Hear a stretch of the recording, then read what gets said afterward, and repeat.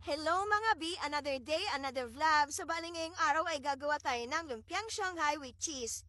Gagamit pala tayo ng meat grinder para sa ating gulay. Bali ang gulay na gamit ko po sa ating lumpiang Shanghai ay carrots, patatas, kinchay at red bell pepper. Nilalagyan ko rin siya ng pampalasang sibuyas at bawang. So nakikita niyo naman po may mabuibili habang gumagawa ko ng lumpiang Shanghai. Ayan na po, okay na po ang ating mga gulay. Bali, sasalin na natin siya sa ating lagayan. Bali mga B, yung mga giniling ko na baboy ay nandyan na sa ating lagayan.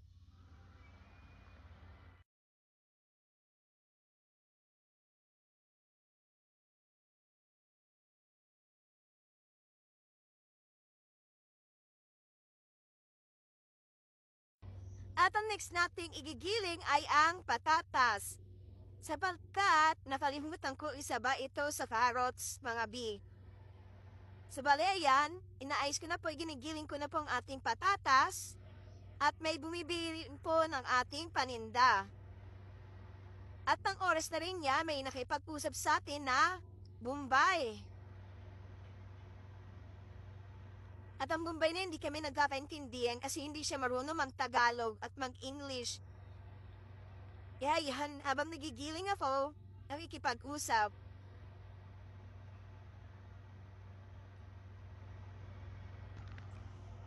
Sa bali, ayan na mga B, tapos na natin gilingin ang ating patatas. Isasali na natin siya sa ating lagayan. Sa bali yan, sisimutin na natin yan mga patatas. Kasi sayang.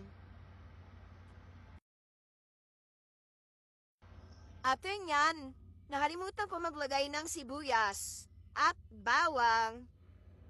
So bali mga may, tansyahan lang ako maglagay ng sibuyas at bawang dyan. Depende sa iyo kung gaano karami. Isusunod ko ang ating bechin at asin. Tansyahan lang din ako maglagay ng bechin at asin. Depende sa iyo kung anong gusto mong lasa. Yan, nakikita nyo, kinukuha ko pa yung pickles. After natin lagay ang sibuyas at bawang, ang next nating ilalagay ay yung mga pampalasa sa ating Shanghai. Isang sachet ng oyster sauce, pamintang powder, isang pack ng Maggi Sarap, at naglalagay din ako ng ating Knorr seasoning.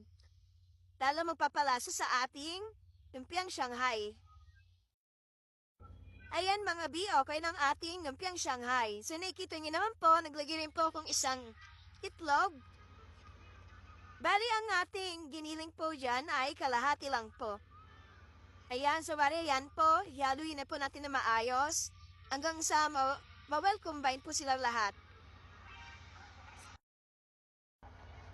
At hindi natin pwedeng kalimutan maglagay ng cheese sa ating Shanghai. So ayan po, inalo ko po ulit ang ating Shanghai. And i-rest ko po siya ng 20 minutes bago ko siya ibalot sa ating lumpiang wrapper. Yun naman po, maraming salamat mga B!